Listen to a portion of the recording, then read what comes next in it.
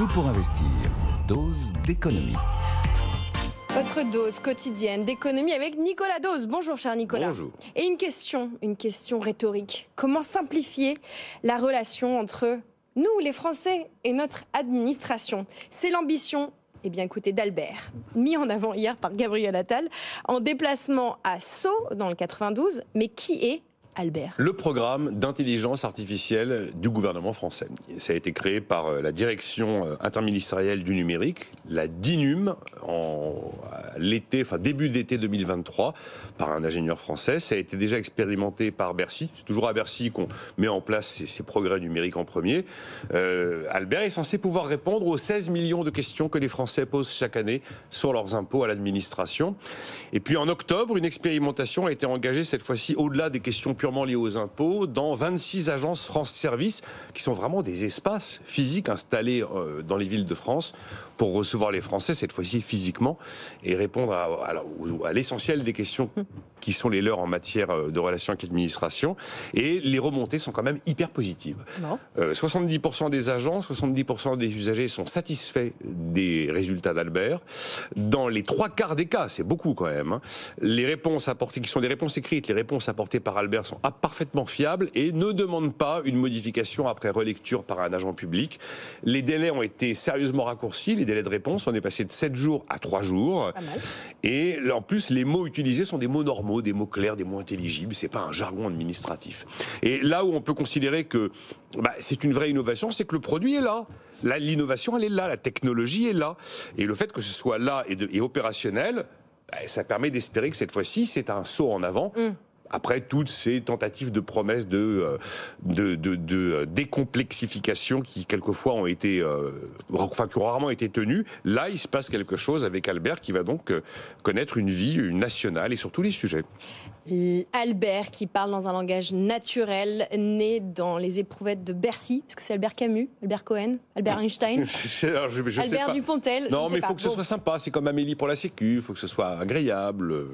Bon, l'idée de notre Premier ministre et des équipes au travail, c'est d'aller plus loin pour débureaucratiser. Est-ce que c'est un mot qu'on a le droit d'utiliser?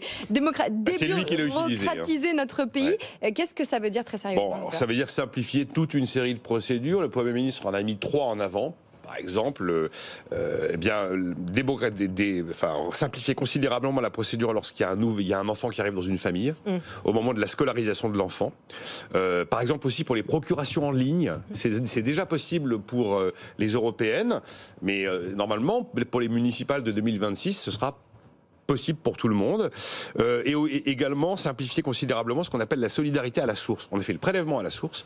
La solidarité à la source, dans la mesure où l'administration connaît votre situation, fait qu'en théorie, on va vous verser automatiquement les aides et les transferts sociaux auxquels vous avez droit. C'est donc un progrès, une simplification. Après, Gabriel Attal a annoncé aussi l'ouverture de 300 maisons France Services supplémentaires pour les porter à 3000.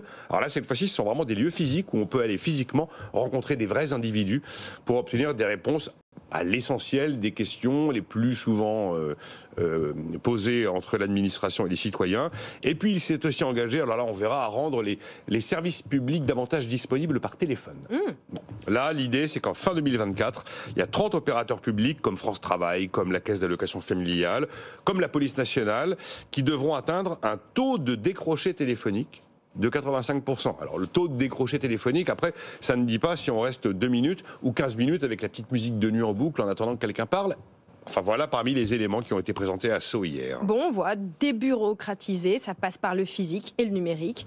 Hier, toujours, c'est Bruno Le Maire qui dévoilait son plan d'action simplification, qui fait l'objet d'un projet de loi qui est présenté aujourd'hui en Conseil des ministres. Absolument, oui. Est-ce que cette fois-ci, vous y croyez à cette arlésienne de la simplification, Nicolas? Alors le préambule, c'est que je vais quand même éviter de tuer mécaniquement et presque automatiquement l'initiative. On a toujours, c'est très facile quand on commande de dire c'est nul, c'est parce qu'il faut faire, ça marchera pas. Regardez, Pompidou nous promettait déjà à la fin de la complexité administrative. Bon, on va déjà laisser un peu sa chance au produit. Mais c'est vrai que les précédentes lois de simplification, j'ai retrouvé une loi d'ailleurs qui s'appelait la loi ASAP. Elle date de 2020, tout le monde l'a oublié. C'était accélération et simplification de l'action publique. Donc, des lois, il y en a eu plein. Des grands acronymes de réforme de l'État, il y en a eu plein. Et c'est vrai qu'aujourd'hui, c'est quand même très insatisfaisant. Alors, ce qui donne des raisons d'y croire, c'est qu'on n'a jamais mis la complexité aussi centrale dans le débat public. C'est que ça a été quand même le sujet de la colère des agriculteurs, l'un des sujets majeurs.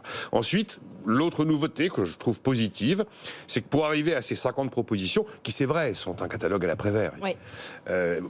Il y a eu toute une consultation de chefs d'entreprise avant qui avaient la possibilité de faire remonter leurs attentes en matière de simplification. Et puis, encore une fois, idem que pour Albert, on a quand même aujourd'hui une innovation et des outils techniques qui rendent des choses possibles et qui peuvent imaginer que dans certains cas, on va réussir à passer de la parole aux actes. D'ailleurs, la CPME a considéré que c'était sans doute un acte fondateur. Et le MEDEF a considéré avoir été entendu. Alors, c'est vrai que vous avez une liste à la Prévert, mais dans cette liste à la Prévert, vous avez certaines entreprises qui attendent ça, d'autres ça, d'autres ça, d'autres ça. Donc, mise bout à bout, ça donne l'impression d'une sorte de fouillis généralisé. Il y a quand même pas mal d'éléments. Après, j'ai quand même trouvé des raisons de douter. La principale raison de douter, c'est que dans ces 50 mesures, on n'entame pas la sortie de la folie normative. Et en fait, le vrai surcoût, c'est la folie normative. Et donc là, Bruno Le Maire nous explique qu'après la revue des dépenses, on va faire une revue des normes. C'est un peu repoussé au calendes. Là, le mot arlésienne reprend ses droits.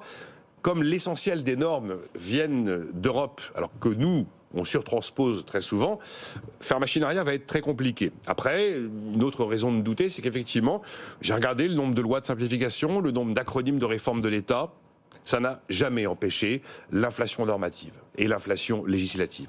Et d'ailleurs, la CPME rappelle qu'en 10 ans, on a eu 567 lois, 665 ordonnances, 7451 décrets, comme si en dépit de la volonté politique, il y avait une sorte de machine emballée qu'il est impossible de freiner. Et c'est pas complètement faux. Et puis je rappelle les différents acronymes. Ce qu'a présenté Bruno Le Maire hier, ça n'est pas du tout une réforme de l'État. Donc attention de ne pas trop y croire. On ne va pas non plus dire que chaque fois qu'il y a une initiative, elle est forcément vouée à l'échec. Après, il y a plein de petites choses. Le fameux « dites-le nous une fois », par exemple. Vous avez donné une fois des informations à l'administration, elle ne vous les demandera plus jamais. Je croyais que c'était fait. Visiblement, ça va être fait. Bon, si c'est fait, c'est un progrès. Après, il y a des comptes. Bon, c'est vrai que l'histoire du bulletin de paie qui passe de 55 à 15 lignes. C'est un peu de l'enfumage parce que oui, effectivement, ça aurait l'air plus simple sur le papier, mais enfin dans chaque ligne, vous avez le contenu qui ne change pas, ce qui veut dire que on a changé le nombre de lignes, mais on a gardé le contenu et c'est le contenu qui est compliqué, c'est pas vraiment la présentation sur le papier.